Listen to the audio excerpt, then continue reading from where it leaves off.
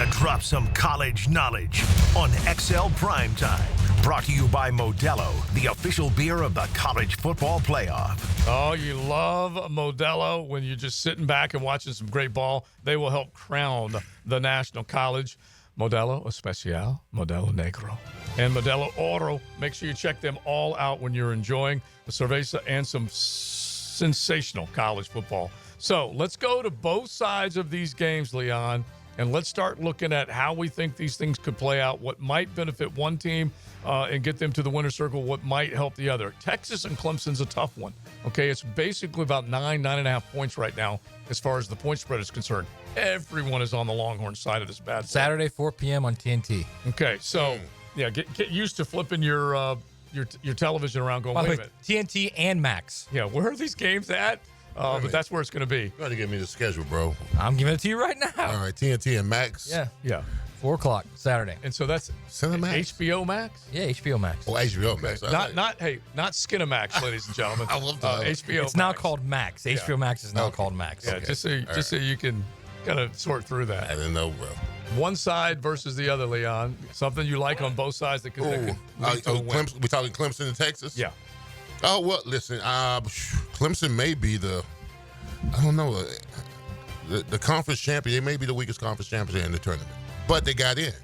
That's attributed to Dabo. Mm-hmm. I mean, all this talk about no portal, and he still gets his team in the ACC or the Clemson Invitational once again. Forever. Yeah, but Texas, I mean, listen, I said ashamed of that, by the way. That's still the Clemson invitation. it is, bro. It really is. This was our year. But anyway, damn it. Okay. But no, I like Clemson. I like their quarterback. Mm-hmm. I think he's had a phenomenal season. Klubnik. Yeah, Klubnik's had a phenomenal season. They still play tough defense. I'm looking at Texas. I thought the last thing Texas wanted to do is to see Georgia again.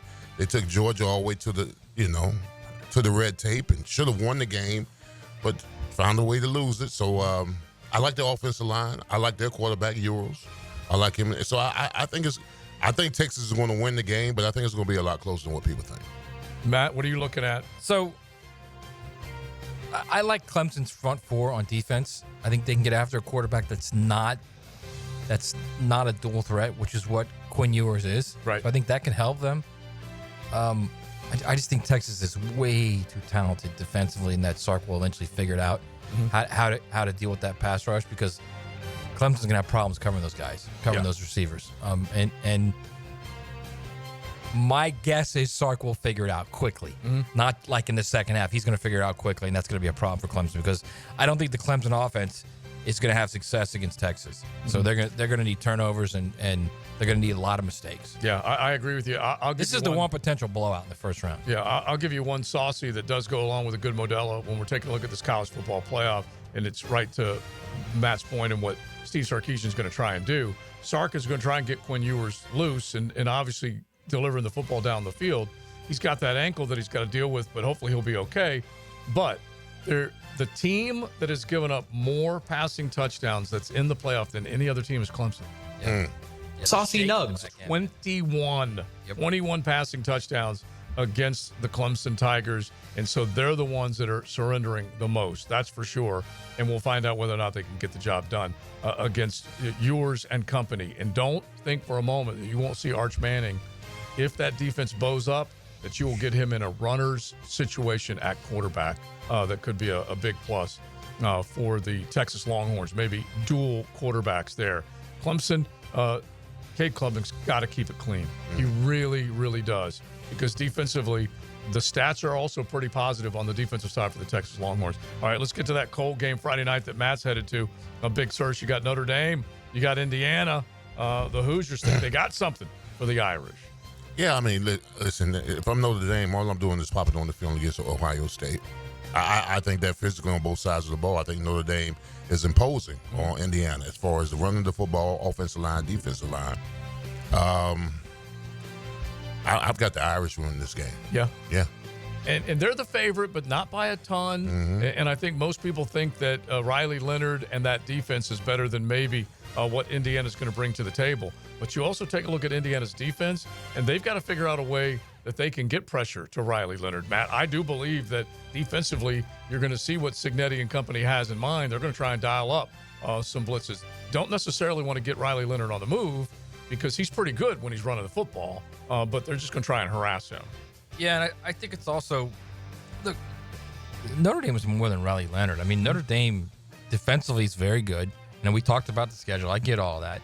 But I think one of the most underrated players in the country is Jeremiah Love, the running back. Just a fantastic really fun talent player to watch. So, I mean, that's once you start leaning on that undersized Indiana D and you start running the ball on them like Ohio State did, that's going to be a problem for them.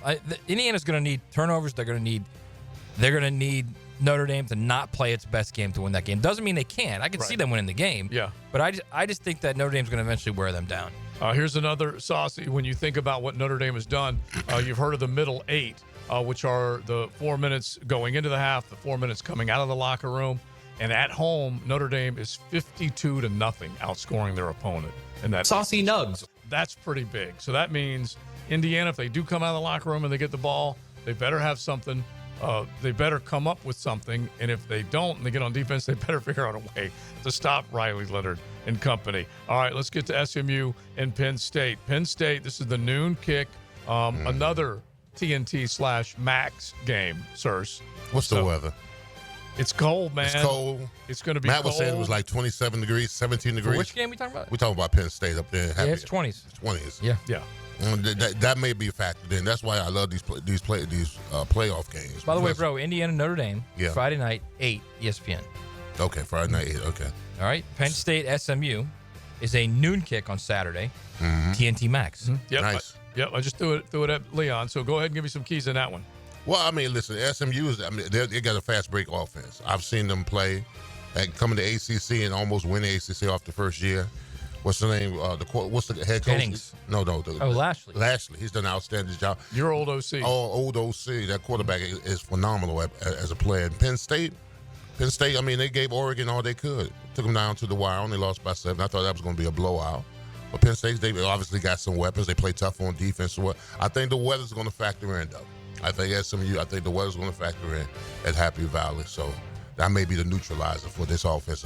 I think Penn State's going to win. Just remember one cat's name. If the Nittany Lions are going to get over, if the big Lions are going to get over on the Mustangs, Tyler Warren. And they better figure out a way to get the football to him. You want to talk about a dynamic tight end that can do things with the football in his hands. Size, he can go up and get it. He can overpower a lot of people. He should be a star in this game. Yeah, against that defense. It's Allen and Singleton. They got to run the ball. That's what they do. But SMU does not do such a hot job through the air against tight ends. No, I understand, but I mean, Penn State's going to lean on them, and they're going to run the ball right down SMU's defense. That's what they're going to do, and then they'll throw over the top and play action. I think the issue is more. I can't see the SMU defense moving the ball on Penn State's defense. SMU's offense. I don't think there's going to be a big size disadvantage, and there's going to be an athleticism disadvantage. And I love Jennings. Yeah, he's a fun quarterback to watch. Really, and he's a high. I think he plays clean ball too. Yeah, you will see a distinct disadvantage as far as physical, athletic between these two, and that's not because SMU is this terrible team. It's because they're in their first year in a power conference. Give them a couple years to recruit. Very true. Give Rhett Lashley a couple years to recruit, the portal. They'll get to the point where they can trade blows like that. I just don't think they're in the position right now to do that. Yeah, because Dan Lanning's Oregon offense. Right, similar offense to what Rhett Lashley runs, but they're much bigger on the line. Exactly. And they even had a little bit of trouble against the Penn State defense. All right, real quick, Ohio State, Tennessee. We'll spend more time on this one over the next couple of days, but your early lean and something you like, Leon? 8 o'clock, Searcy, ABC, Saturday night. I like Tennessee in this game.